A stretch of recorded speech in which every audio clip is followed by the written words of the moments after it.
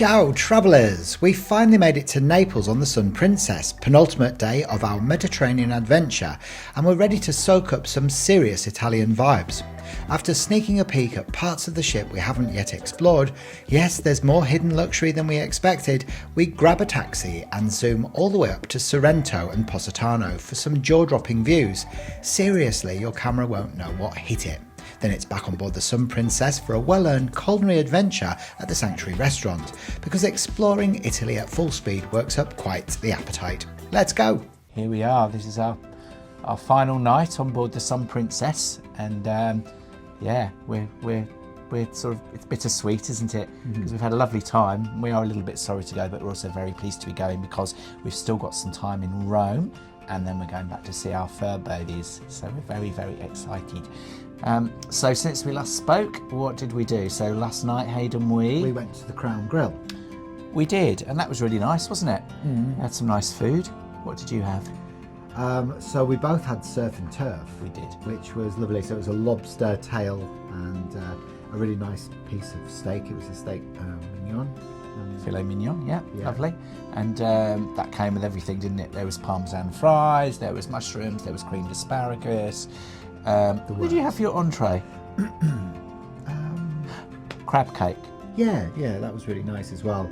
Yes, the food in there was very good, but it's interesting because we actually all said we preferred eating in the Sanctuary restaurant,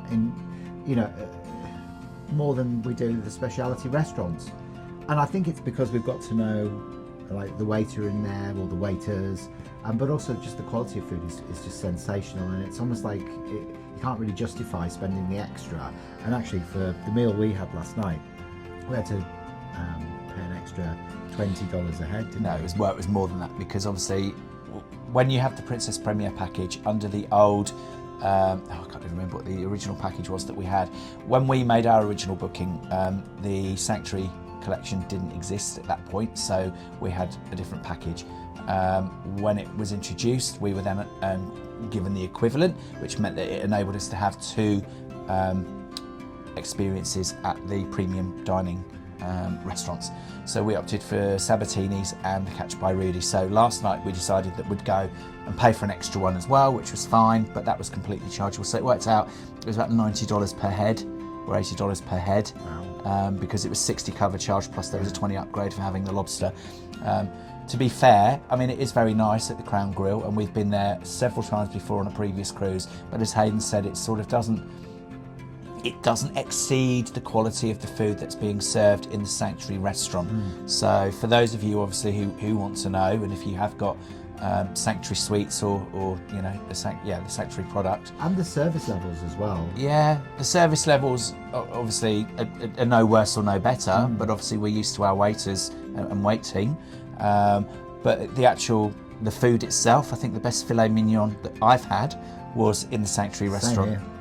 So it knocked the spots off the Crown Grill. So it's just, that's just our opinion.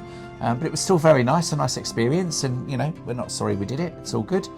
And then we went to the... What's it called, that place? I can't remember. Princess Live. So we thought we'd go and partake in a bit of a comedy show. The comedian that was there. It was our first time in Princess Live. We were sat right by the main entrance door that actually didn't have a door. So that was a bit of a problem, because the music in the piazza was playing, which was drowning out the microphone for the comedian. You couldn't really hear what he was saying. We weren't hearing anything. So but what you could hear, and I wasn't the only one who thought this. I mean, Stuart did, and I think you did as well. Yeah, we all did. And a lot of the other people in the audience they got up and walked out, and we did eventually as well. We didn't find it funny. It wasn't funny. There were no laughs in the first 20 minutes from anyone in the room, so yeah, people started to disperse. We made our exit, didn't we? And went somewhere else and got a drink. So that was our experience of Princess Live. Wasn't the best, but never mind. That was all good. We made good, and then we arrived this morning in the beautiful port of Naples. Weather's been a bit dicey today. We were told we would have rain, so it's a bit overcast. We had a few showers, but it didn't stop play. It's been a lovely day. And what did we do?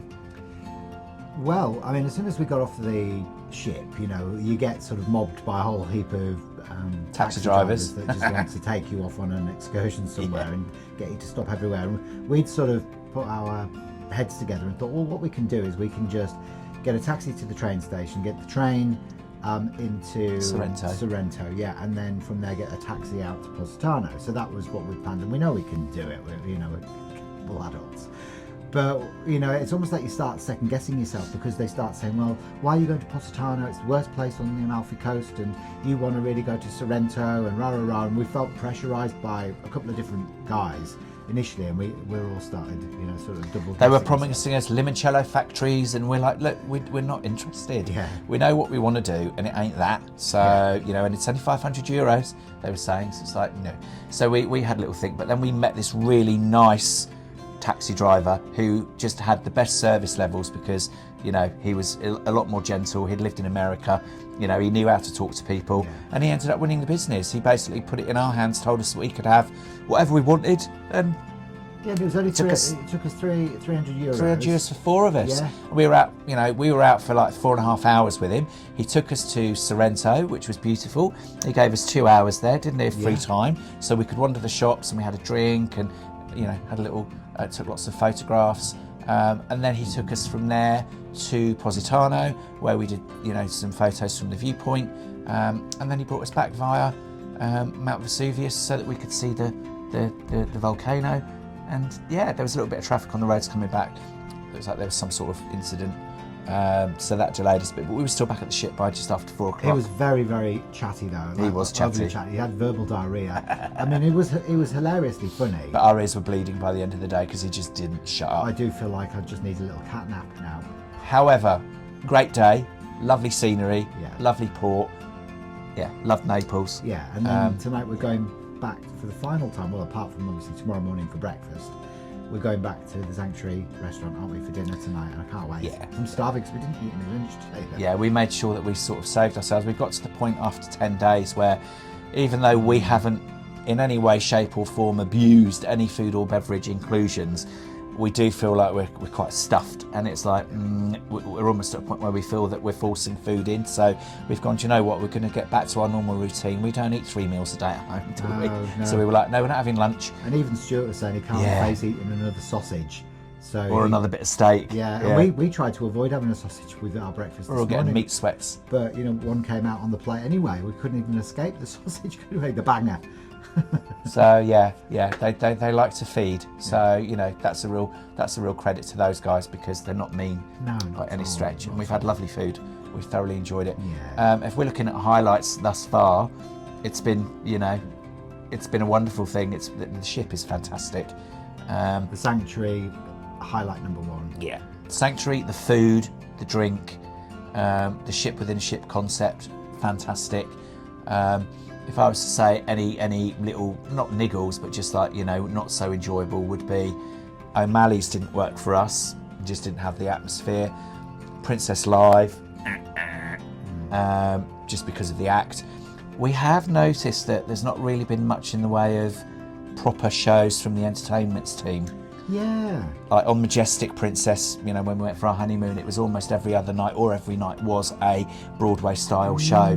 And I know that other broadcasters have mentioned the same, that the shows have been a bit of a miss. They've not really used the Ents team so much. They've brought people in, but I mean, again, that's just our opinion on that one, and probably just the whole boarding process in Istanbul. It was their first time sailing out of Istanbul, to our knowledge, from what we've been told, and it was a bit shoddy. Yeah, and Bar in Montenegro as well was a bit of a duff stop along the way as well. Well, we were supposed to be stopping in Kotor and Santorini, but those 2 ports did get switched out for Bar, which is a very sleepy tourist resort in Montenegro that not many people really know about. Doesn't compare with Kotor from other guests' experiences, and also Mykonos was switched instead of Santorini, which we found to be very nice, but again, the people that have been to Santorini that were hoping to go again, not a patch. So bit of feedback obviously for Princess there, but we've enjoyed the cruise. It's been thoroughly wonderful, amazing. Yeah, if you could give it a score out of 10, what would you give it? Oh, I would give it 9, definitely. We've loved it. we've really loved it. I mean, you know, with just a couple of bits of feedback in 10 days like that, and it wasn't anything other than ports of call, and you know, entertainment. But the basics and the main things of accommodation, staff, food, drinks have been absolutely outstanding. Yeah, I'd give it a 9 out of 10 as well, actually. So. I might even give it an extra half. You know, it really has been amazing. Yeah. So we've loved it all. So yeah, hey, we've still got the final night. We'll do another update tomorrow. Yeah. Tomorrow we get off in Rome, Civitavecchia, and we shall be in Rome for 2 days. So it ain't over yet. Until the fat lady sings. Yeah, or the fat boys. Go on then. Or the fat gays. All right.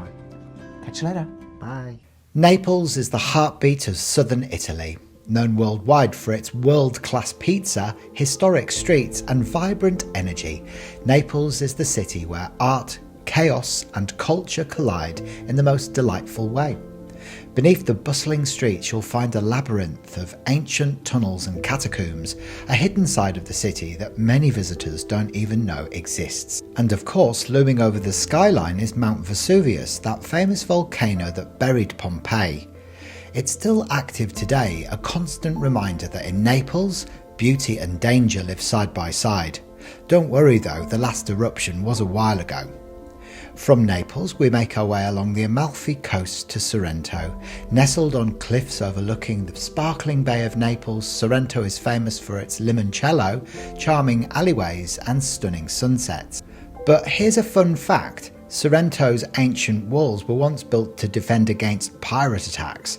So while you sip your lemon liqueur, remember you're walking in the footsteps of history and maybe a few worried pirates. Finally, we arrive in Positano, the jewel of the Amalfi Coast. With its colourful cascading houses, steep streets and breathtaking Mediterranean views, Positano is a feast for the eyes. While most visitors admire the main town, here's a lesser well-known tip. Hidden just beyond the tourist paths are tiny, quiet chapels and villas, perfect for those who want a touch of magic without the crowds. And of course, Positano is where the cliffside trails meets the sparkling sea, a reminder of the unique combination of natural beauty and human artistry that makes this coastline legendary. So whether you're marvelling at ancient history in Naples, sipping limoncello in Sorrento, or wandering the colourful streets of Positano, the Amalfi Coast offers a mix of adventure, culture and jaw-dropping views that's impossible to forget. And remember that volcano in the background? Yeah, it could erupt at any moment, making your Italian adventure just a little bit more thrilling. And that wraps up our adventure through Naples, Sorrento and Positano. What an incredible way to spend the penultimate day of our Sun Princess cruise. Next up, it's the final day on board as we make our way to Rome for a couple of days of exploring the Colosseum, the Trevi Fountain and the Spanish Steps. A perfect mix of history, culture and unforgettable experiences. After that, well, it'll be back to our everyday life in Perth, Western Australia, but with memories that will stay with us forever. So stay tuned because the grand finale of our Mediterranean adventure is coming soon and you won't want to miss it.